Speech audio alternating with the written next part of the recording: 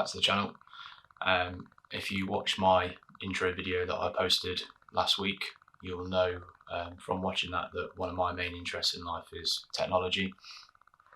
And in today's video, I'm going to be talking about and showing you guys the custom PC that I built. It's been a bit of an ongoing project for the last 18 months, 2 years, and it was something that I was encouraged to do by somebody that I was working with at the time. Admittedly, I was a Apple fanboy and thought that the Apple Mac computers were, the absolute best, kind of computers that you could buy on the market. And it wasn't until my colleague convinced me to build my own PC that I realised how wrong I was and what an idiot I was being at the time. The custom PC that I built, I initially went on a website called Scan, who are a custom PC building company based in the UK. I filled out on their website what base parts I wanted the computer to have, and then over time I've spent quite a bit of time researching into what components would be best for me to put in there in order to optimise the performance for the PC. Current specs of the PC at the minute, it's running a Ryzen Threadripper 5930, I think the CPU is. I should know this because I only put it in a few weeks ago, but it's fully liquid cooled. The cooling loop was, I designed the cooling loop using the Corsair Hydro X configurator. This is because it's the first cooling loop that I've ever done, and I wanted to make sure that the parts that I got were A, going to fit the components that I'd got, and B, that everything was all going to link together and I wasn't going to have any issues with leaking or anything like that. The only components in the cooling loop that I didn't buy from Corsair were the GPU cooling blocks. There's two reasons for this. One, I didn't really like the way that the Corsair blocks looked. The GPU cooling blocks that I've got on there from a company called EKWB, and they do as you'll see in the video, they do a really nice nickel plated machined finish one, which when it's polished and it's clean it's like a mirror finish, and I just feel that reflects the light and everything from inside the PC, from all the fans, a lot better than what the Corsair ones would. Not only that, this problem may have been fixed now, but the Corsair GPU cooling blocks, there was issues that I'd seen on YouTube where the connector that goes into the actual cooling block with the piping and everything connected was actually leaking because there was only one pin at either end, and they were missing a central connection which would prevent this fitting from bending. And given the fact that my GPUs are directly above my power supply, I didn't really like the idea of there potentially being a risk of liquid dripping onto a 1000 watt power supply, because it's going to kill it pretty quickly. With regards to GPUs, I've got two RTX 2080 Ti gaming graphics cards in there. These are not the standard 8GB versions, they're the 11GB overclocked versions by PNY. Now I know PNY aren't the highest rated overclocking company for graphics cards, but with regards to price versus performance, I felt that they were in the middle ground for me. So those are both linked with a NVLink SLI bridge, so they're both running an SLI. Obviously, nowadays most games aren't really optimized for dual graphics cards, but having them linked together makes a huge difference when it comes to using programs like Premiere Pro for rendering videos. It makes a huge difference in terms of the time taken to export videos, particularly when the software is set so that the graphics cards do the majority of the work. Following on from the GPUs, I've got 64 gig of Corsair high-speed memory. Now, the motherboard that everything's fitted to, 64GB is the limit. If I could have more, I would do, but for general day-to-day tasks that I use the PC for, 64GB is more than enough. And to be honest, it's more than enough really for the amount and the kind of video editing that I do. Now, as I mentioned in my intro video, I'm studying at uni.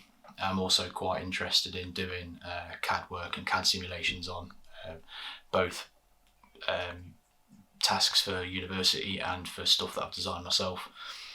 So these files take up quite a bit of hard drive space, so to get around that, there's 7TB of SSD storage in the PC. 2TB of that are NVMe drives that are actually fitted directly into the motherboard, and the other 5TB are in the form of 3 SATA SSDs, which the computer case I've got has quite handily got 4 plastic caddies that they slot directly into, which hides them out of the way and allows the PC to keep a nice clean look in the main bay. To complete the look for the PC, the cables that I've got in there are custom made from Pexon PCs in the UK. You'll notice that they've got the braided cables that match the colour of the internal lights for the computer, and I just feel that the aesthetic of that was worth the extra money to get the cables custom made. They weren't overly expensive, but you're talking probably for the GPU cables in particular, I think they're about 40 quid each to get them custom made in the colours and the lengths that I wanted.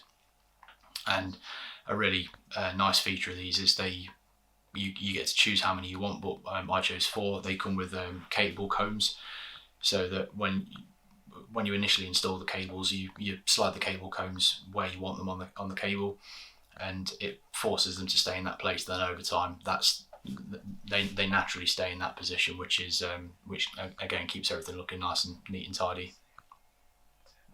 One of the other things that I've not mentioned regarding the PC, obviously with it being a liquid cooled PC, there's 2 radiators. There's a 420mm radiator that goes along the top of the case that will take 3 140mm fans, and there's a 350mm radiator that sits on the front of the case.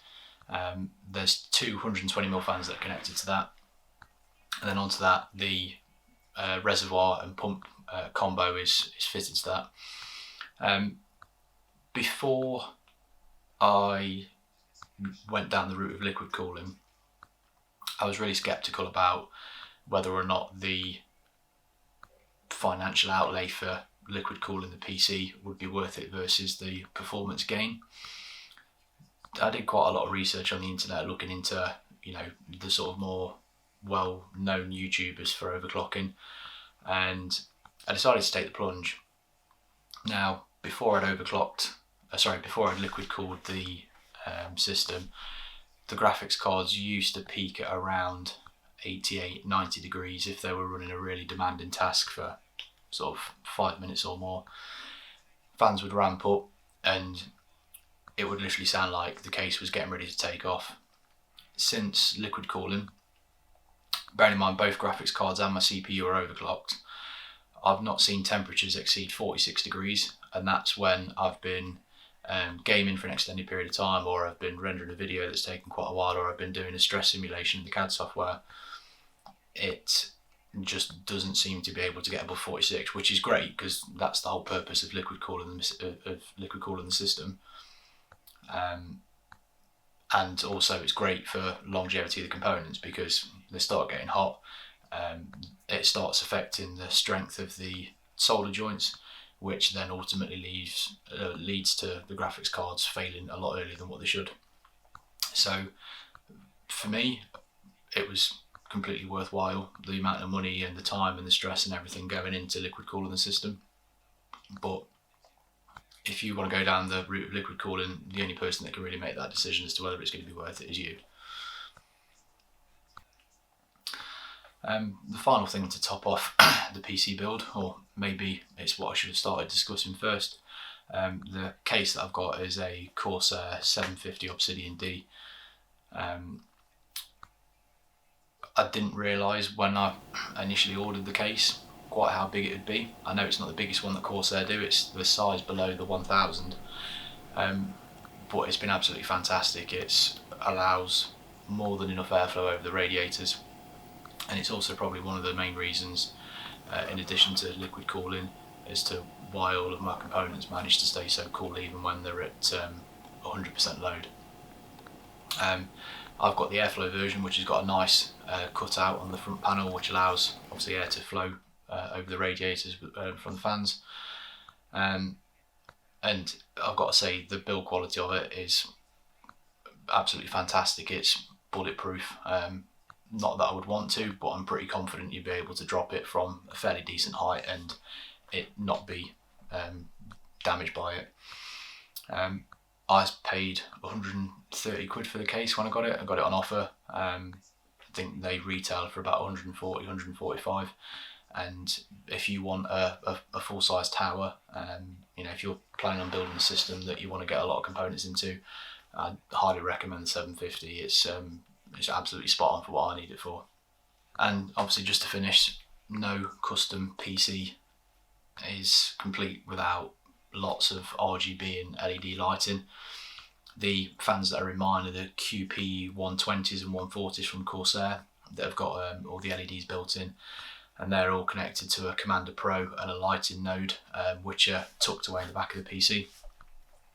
And there's also 4 LED strips in there as well, which obviously offer nothing for performance, but when it's a dimly lit or dark evening, it makes the room light up quite nicely. And yeah, I mean, what more do you want from a PC?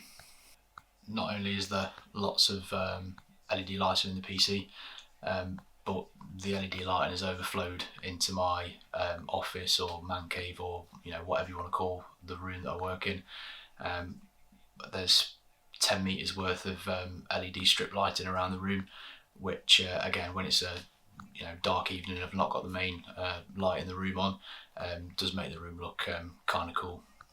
Well, that's it for today's video, guys.